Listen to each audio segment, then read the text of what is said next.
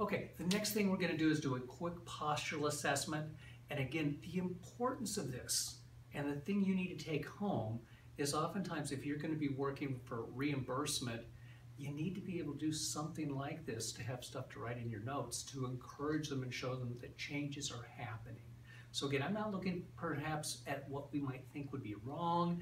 I'm not trying to force my ideas on this person, but what I am going to do is do a really quick eval so I've got something to come back to afterwards and see what changes may or may not have happened. So the first thing I like to do is I like to make sure with the feet that they're always in the same position. The way I'm going to do that is I'm going to put my foot between hers, the inside. Now close up on me and make your toes level with each other. Okay? This way we always start in the same position. Okay?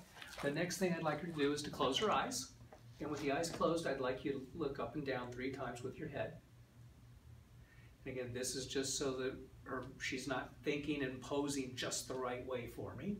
That's great. Thank you very much. Go ahead and look straight ahead. You can open your eyes. Actually, one last thing. Close the eyes. I'm going to give her a little bit of push. And if she were to fall over on the ground, I would refer her to the nearest neurologist. Looks like we're good.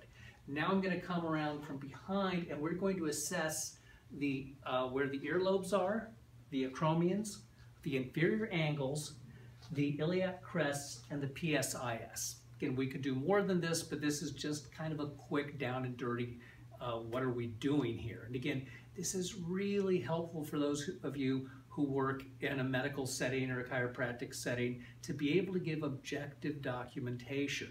This is the kind of stuff that we teach in the course so that you know what to write in your notes. So very quickly, I'm going to come behind and I'm going to uncover the ears. I'm going to point my fingers underneath the ears and come out to the side so I can see the level. And what I'm seeing is very, very slight difference. I've got my dominant eye over the midline and the left side is just slightly higher. On the acromion, it's the left side is higher and it's a little bit higher than what we saw up above. If I come down to the inferior angles now, I'm pointing my thumbs towards each other, and this is interesting. The left side seems to be higher up, but the right side is kind of wrapping around. If I come between the rib cage and the iliac crest, I come straight in, press down, and I'm right in the center. As I look here, she is higher on the right than the left, and I'm going to follow that down to the PSIS. And again, on the PSIS, the right side is higher than the left. Coming down to the gluteal fold, left side is higher than the right. So we've got some sort of a twist going on. And again, is that important clinically? I have no idea. This is how her nervous system is holding her body right now. We're going to see what happens after we do the work. From a side view now, I'm going to come over and I want to do a quick assessment. First thing I want to do is I want to see from the cheekbone how my finger would come down. And again, I could use a pen or something like this, but traditionally people like to say that this cheekbone should be level here with the manubrium, and we can see that her head is farther forward here. The shoulder appears to be rounded a little bit.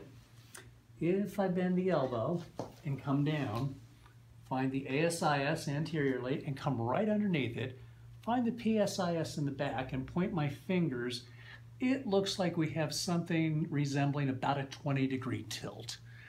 Again, close enough for government work. We checked this on the right side. I could check it on the left side. We're not going to worry about that right now. I just want to get something to look back at when we're done. We're going to go back now and do a couple of muscle length tests in the treatment room to see how the muscle length looks right now.